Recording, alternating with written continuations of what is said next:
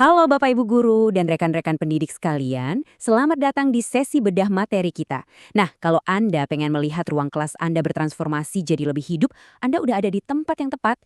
Hari ini kita bakal membedah tuntas sebuah konsep fundamental dari makalah legendaris tahun 2000 karya Vivian Griffiths, judulnya The Reflective Dimension in Teacher Education. Kita bakal kupas habis, kenapa sih mengajar itu ya jauh lebih dari sekedar berdiri di depan kelas, terus menjejalkan materi ke kepala siswa. Coba deh, jujur sama diri sendiri sebentar. Apakah Anda mengajar dengan mode autopilot atau benar-benar reflektif? Pernah nggak sih Anda lari-lari dari satu kelas ke kelas lain, beres ngajar, terus duduk lemes di ruang guru sambil mikir, duh tadi tuh di kelas kejadian apa aja ya? Atau Anda pernah lihat wajah murid-murid yang natap kosong ke arah Anda? Tenang, santai aja. Kita semua yang pernah ngajar pasti pernah ngalamin masa-masa itu. Ini nih yang namanya jebakan autopilot. Kejadiannya pas kita cuma ngejalanin rutinitas ngajar tanpa mikir kritis. Nah, justru di titik inilah pemikiran Griffiths hadir buat nyentil dan sekaligus nyadarin kita lagi. Bayangin dua cara kerja yang beda banget. Di satu sisi, ada tindakan impulsif yang sifatnya pasif. Kayak ya cuma sekadar rutinitas atau coba-coba aja. Anda pasti sering dengar atau bahkan mungkin pernah bilang gini, ya mau gimana lagi, dari sononya kurikulumnya emang gini ya saya ikutin aja lah. Nah, itu contoh tindakan pasif yang cuma ngandelin tradisi. Tapi coba kita lihat kebalikannya. Tindakan reflektif. Ini beda banget. Tindakan ini sangat kritis, aktif, dan yang paling penting, disengaja. Jadi kita dituntut buat bikin pilihan yang sadar tiap kali kaki kita melangkah masuk ke ruang kelas. Bukan cuma pasrah ke bawah arus kebiasaan lama, gitu. Oke, peta jalan buat bedah materi kita hari ini super jelas. Kita mulai dari ngebahas rutinitas versus refleksi, terus kita lanjut ngebahas gimana ngehubungin teori dan praktek, mendorong profesionalisme guru modern, membentuk identitas pendidik, dan ditutup dengan goal akhir kita, menjadi pembelajar sepanjang hayat. Yuk, langsung kita mulai. Bagian pertama, mengajar. Rutinitas atau refleksi? Mari kita lihat lebih dalam di mana posisi kita sebenarnya saat ini. Griffith ngenalin kita sama istilah praktisi reflektif. Kedengerannya kayak istilah keren di seminar-seminar pendidikan ya. Tapi tunggu dulu, ini bukan sekedar kata-kata manis tanpa aksi loh. Refleksi di sini maksudnya proses mikir yang benar-benar mendalam soal tindakan kita. Dan ini penting, dilakukan sebelum, selama, dan setelah ngajar. Jadi refleksi itu bukan cuma duduk melamun pas kelas sudah bubar. Buat apa sih kita repot-repot lakuin ini? Tujuannya simpel tapi ngena banget. Buat secara jujur, menelanjangi apa aja kelemahan kita, mahamin metode apa yang beneran sukses, dan ngelihat dampak nyata dari cara ngajar kita ke murid. Bisa dibilang ini tuh evaluasi mandiri yang proaktif banget. Masuk ke bagian kedua, menghubungkan teori dan praktek. Waktunya kita menjembatani kesenjangan yang sering banget kejadian di lapangan.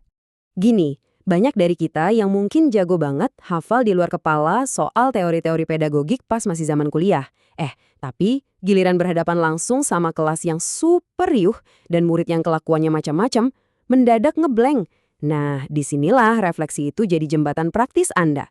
Dengan refleksi, Anda jadi tahu persis apakah metode keren yang baru aja Anda pakai itu beneran ampuh di dunia nyata. Anda bisa langsung ngukur respons murid. Apakah mereka antusias, matanya berbinar-binar, atau malah udah molor di pojokan belakang? Ini cara sistematis buat nguji, ngebuktiin, sekaligus memperbaiki teori-teori yang Anda bawa ke dalam kelas Anda hari ini. Lanjut ke bagian ketiga, mendorong profesionalisme guru modern. Gimana sih caranya memenuhi tuntutan di era pendidikan yang baru ini? Coba ingat-ingat, dulu peran guru itu seringnya cuma dilihat sebagai penyampai materi. Tugasnya ya ibarat mesin fotokopi, mindahin teks dari buku cetak langsung ke catatan murid. Tapi sekarang, nggak bisa gitu lagi. Peran modern nuntut kita bertransformasi jadi fasilitator pembelajaran. Griffiths nyatet nih, guru yang rajin merefleksikan cara ngajarnya bakal punya kesadaran profesional yang jauh melampaui metode zaman dulu.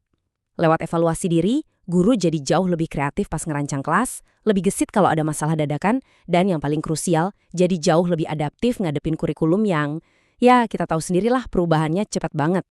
Kita masuk ke bagian keempat, membentuk identitas seorang pendidik. Ini tentang nemuin makna sebenarnya dari profesi yang kita jalani. Lewat refleksi yang konsisten tiap harinya, pelan tapi pasti, Anda bakal makin sadar soal kenapa sih Anda milih jalan hidup sebagai guru.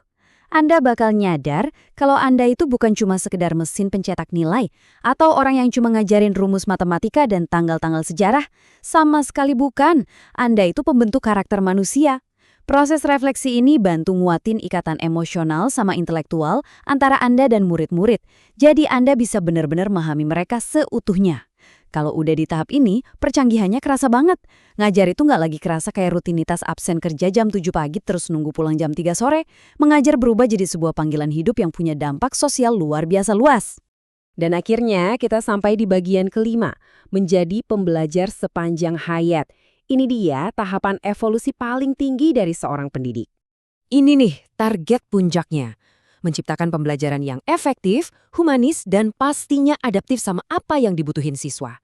Seluruh gagasan Griffiths yang dari tadi kita bahas itu bermuara ke satu tujuan luhur, ngebangun ekosistem kelas yang benar-benar memanusiakan manusia di dalamnya.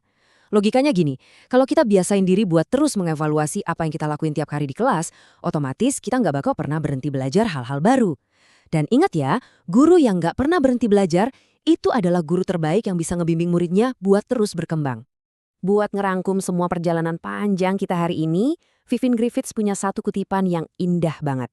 Beliau nulis kayak gini, proses menjadi guru profesional itu nggak cukup cuma dengan paham teori pembelajaran dan nguasain teknik ngajar aja, tapi juga butuh kemampuan buat merefleksikan pengalaman praktik secara kritis dan berkelanjutan. Wow, dalam banget kan? Maksudnya, sehebat apapun metode dan teori yang kita tahu, itu semua bakal kerasa hampa kalau nggak dibarengin sama lensa evaluasi yang jujur. Kemampuan buat ngerenung, buat ngeritik pengalaman lapangan kita sendiri, nah itulah garis batasnya. Garis pemisah yang tegas antara guru yang biasa-biasa aja dengan seorang pendidik yang sejati. Pas kita mau nutup sesi bedah materi ini, saya pengen ninggalin satu pertanyaan menantang buat Anda bawa pulang dan pikirin baik-baik. Apa yang bakal Anda refleksikan setelah kelas Anda berikutnya selesai? Nanti pas Anda ngelangkah keluar dari pintu kelas itu, tolong banget tahan dorongan buat nyalain mode autopilot. Berhenti bentar, tarik napas panjang, terus tanya ke diri sendiri. Tadi itu bagian mana ya yang berhasil banget dan bagian mana yang ya ampun kayaknya gagal total deh. Teruslah bertanya, teruslah berefleksi secara sadar dan siap-siap takjub ngelihat gimana Anda bakal berevolusi jadi pendidik yang luar biasa. Terima kasih banyak udah luangin waktu buat belajar bareng hari ini. Terus semangat menginspirasi dan sampai jumpa di sesi bedah materi kita selanjutnya.